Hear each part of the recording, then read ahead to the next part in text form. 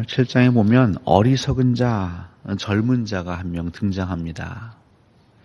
왜 어리석은가 했더니 그가 어디론가, 그것도 날이 저물 때에, 황혼 때에, 또 어둠이 짙게 깔리는 그때에 하루를 마감하고 또 그의 피곤한 육체를 안식으로 이끌지 아니하고 지금 어디론가 나가고 있습니다.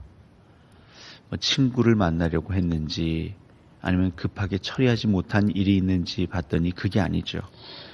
그가 간 곳은 어디냐면 거리를 지나 음녀의 골목 모퉁이 가까이로 향하고 있습니다.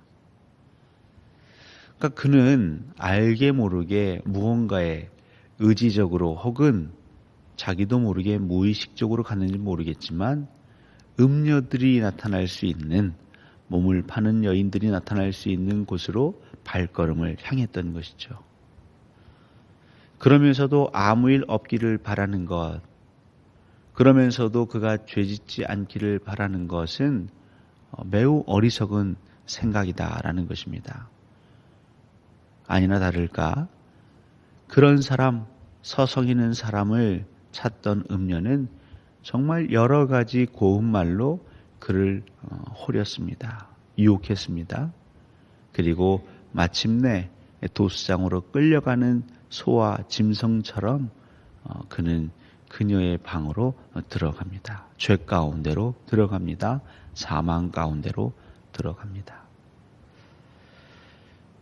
우리가 잘 알고 있는 얘기 중에 이 손바닥도 마주쳐야 소리가 난다라는 그런 말이 있지요.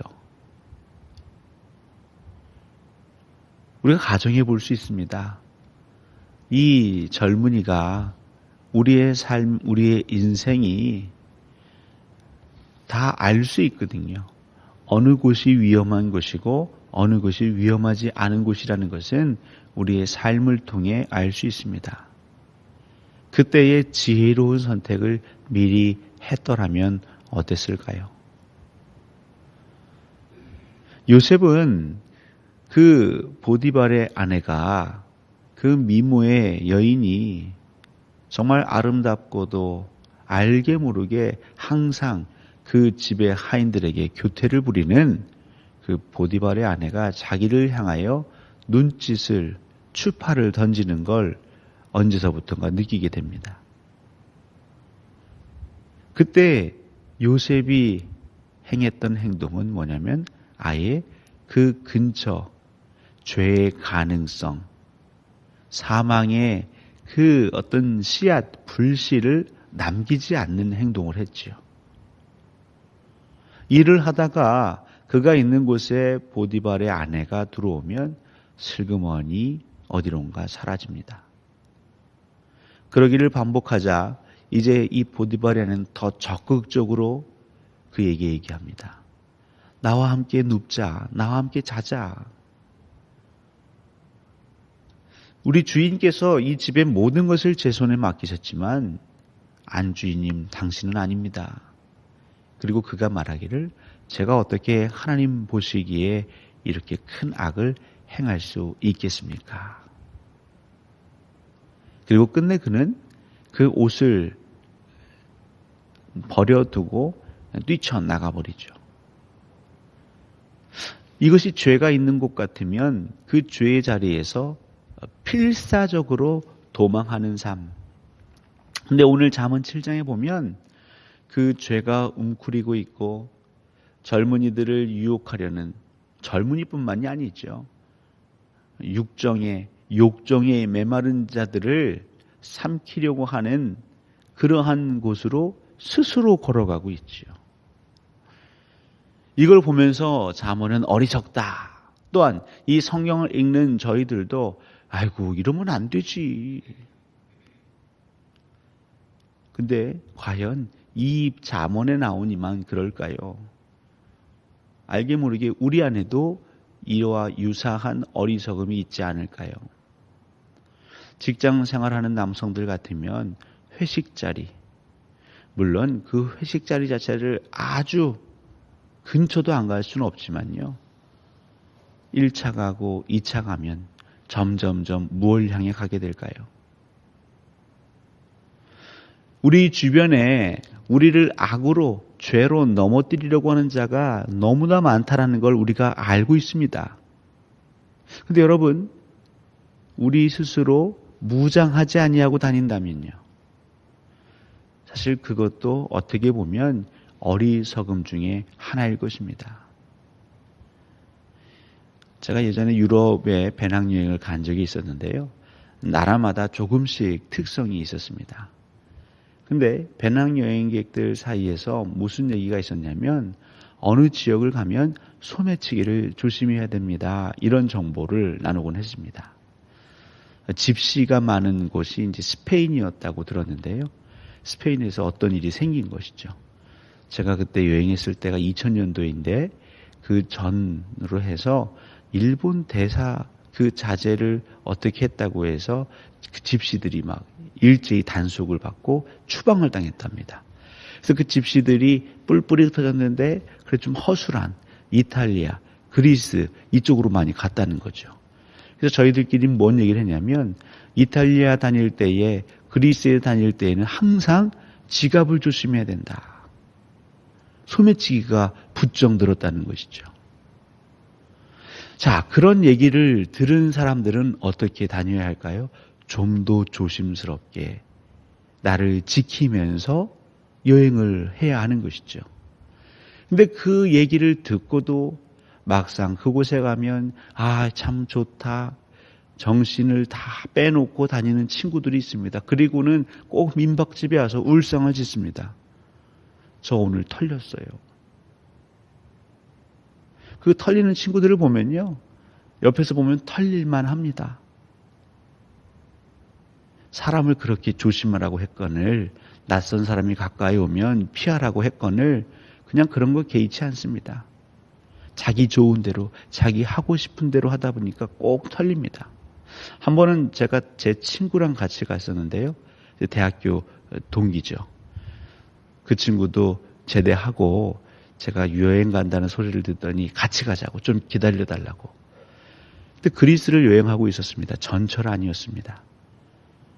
물론 저는 복대를 만들어서 옷 안에다가 이제 비행기표 또 현금 같은 것을 이제 몸 안에 가지고 있었는데 그 친구는 건빵 바지 같은 그 바지에다가 비행기표랑 현금이 든 지갑을 넣어놓고 있었던 것이죠.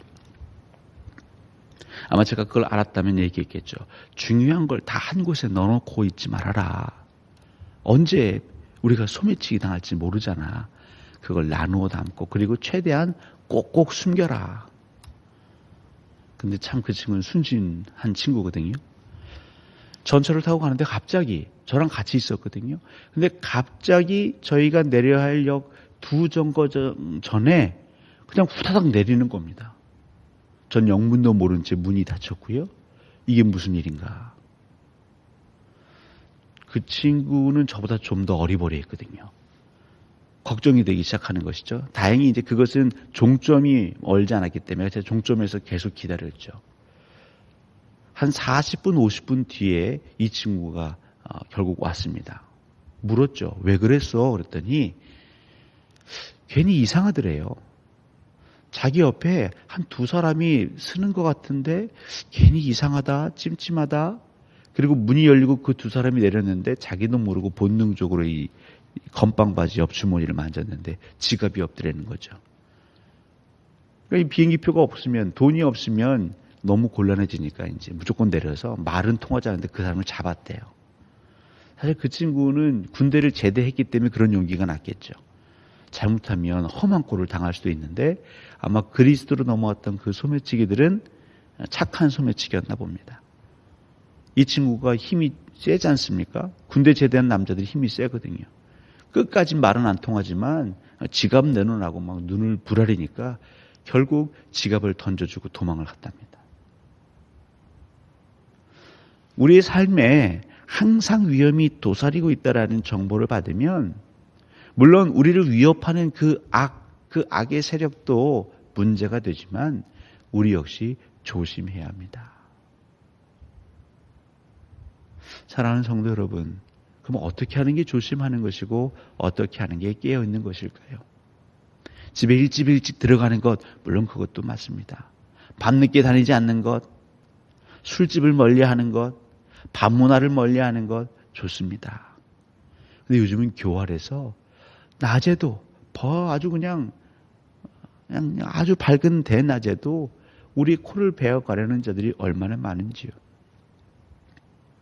특별히 우리 마음을 앗아가고 내 영혼을 오염시키려고 하는 자가 얼마나 많은지요. 결국 이 잠언 7장이 얘기하는 것은 이 혼탁한 세대를 살면서, 위험이 도사리는 세대를 살면서 여러분, 말씀 읽지 않고 생명의 양식을 늘 먹지 않고 하나님께 나와 늘 기도하지 않고 내 삶, 그 인생의 선택 그 중간중간마다 하나님께 부르짖지 않고 살아가는 것이 얼마나 어리석은가를 우리에게 깨닫게 해주는 것이죠. 그러면서 나는 이 세상을 잘 살 수 있다면서 여기저기 다니는 우리의 모습이 이 젊은이와 다를 바가 없다라는 것이죠. 교회에 나오는 것, 예수 믿는다라고 말하는 것까지는 내가 하는데 더 나아가서 기도에 또 말씀에 열심을 내는 것은 마치 선택사항인 것처럼, 옵션인 것처럼 생각하는 그리스도인들. 근데 절대 그렇지 않습니다. 우리가 예수 그리스도를 믿으며 더 나아가 하나님의 영광을 위해 살기로 결단했다면 우리가 기도하고 말씀을 가까이 하는데, 묵상하는 데에 생명을 걸어야 하는 것이죠. 사랑하는 성도 여러분, 여러분 주위에 내가 아끼는 자가 정말 사망이 또 그 구덩이가 있는 곳으로 막 걸어가고 있다면 여러분 어떻게 하시겠습니까? 내 사랑하는 자녀가, 내 이웃이 위험이 기다리고 있는 곳을 향해서 아무런 준비하지 않고 방비하지 않고 가고 있는 모습을 본다면 어떻게 하시겠습니까? 불이 난 곳으로 걸어가는 자가 있는 걸 우리가 본다면 우리는 어떻게 할까요? 말려야죠. 정신을 차리게 해야죠. 그리고 그가 왜 정신을 못 차리는지 우리가 보고 그를 깨우쳐야 할 것입니다. 바로 그것이 사명자의 삶이 아닐까 싶습니다. 나만 잘한다고 행복해지지 않죠. 사랑하는 성도 여러분들, 이 새벽에 나와 늘 기도하신 여러분들, 나는 그래도 기도하고 있고 매일 적어도 말씀 한 장씩은 보고 있고, 근데 우리 주변에 그러지 못한 자가 있을 때에 그건 너의 몫이지라고 남겨두지 마십시오. 그렇게 살다가, 그렇게 기도하지 않다가, 그렇게 말씀과 가까이 하지 않다가 어려움 당할 수 있어. 이제 그만 방학하고 나랑 같이 기도하러 가자. 이제 그만 단식 풀고 말씀을 먹어. 영양식을 먹어야지. 그렇게 그에게 살 수 있는 길을 보여주는 것, 그것이 지혜로운 자인 것입니다. 사랑하는 성도 여러분, 그것이 그를 위한 것만이 아니죠. 오히려 그렇게 권면함으로 내 신앙은 더욱 깊어지고 단단해질 수 있습니다. 왜 선생님들이 공부를 잘하실까요? 왜 수학 선생님은 문제를 척척 풀 수 있을까요? 왜냐하면 그 매년 바뀌는 아이들에게 똑같은 단원을 같이 설명하기 때문입니다. 재수를 해서 대학에 간 친구들이 과외를 하면 왜 점점 실력이 붙어서 나중에는 과외하는 그러한 선생님이 될까요? 오히려 어떤 친구들은 내가 취업해서 벌었던 연봉보다 대학 시절 과외했을 때가 더 짭짤했다라고 말을 할까요? 계속 풀다 보니까 또 다른 통찰력이 생기고 또 다른 요령이 생기고 자기만의 비법이 생기는 겁니다. 근데 저는요, 재수도 안 했을 뿐더러 공부를 탁월하게 하지도 못했지만 그냥 수학 정석 한번 싹 보고 어쨌든 대학 간 다음에 책을 덮어버렸습니다. 1년, 2년 지나면 수학 못 풀죠. 최근에는 좀 당황스럽습니다. 초등학교 4학년 수학 문제도 힘들더라고요. 너무 어렵습니다. 사랑하는 성도 여러분, 누군가에게 기도하자고 할 때 내가 기도 안 하면서 기도하자고 할 수 있습니까? 누군가에게 말씀 보자라고 할 때 내가 말씀 안 읽으면서 그에게 손 내밀 수 없죠.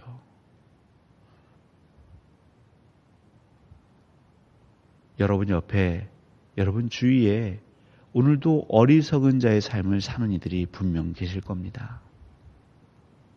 무장하지 않고, 준비하지 않고, 기도하지 않고, 그냥 그의 삶을, 그 삶의 모습, 자기의 습관, 자기의 행위대로 살아가는 이들이 너무도 많습니다. 여러분에게 하나님은 사명을 주십니다.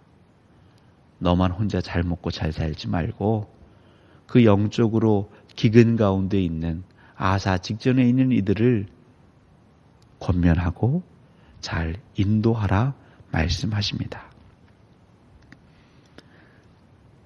오늘 하나님이 여러분에게 은혜 주신 그 은혜로 여러분이 마음으로 중보하시고 또 손 내미실 때에 또 다른 생명의 역사, 길에 넘어져 있거나 물에 빠져 있거나 인생 가운데 낙심하는 자들이 여러분을 통해 희망을 발견하고 소망을 발견하고 예수 그리스도를 발견하여 다시 그리스도인으로서의 그 영화로운 삶 시작할 수 있는 그 은혜와 그 놀라움이 가득하시기를 우리 주 예수 그리스도 이름으로 간절히 축원합니다. 아멘.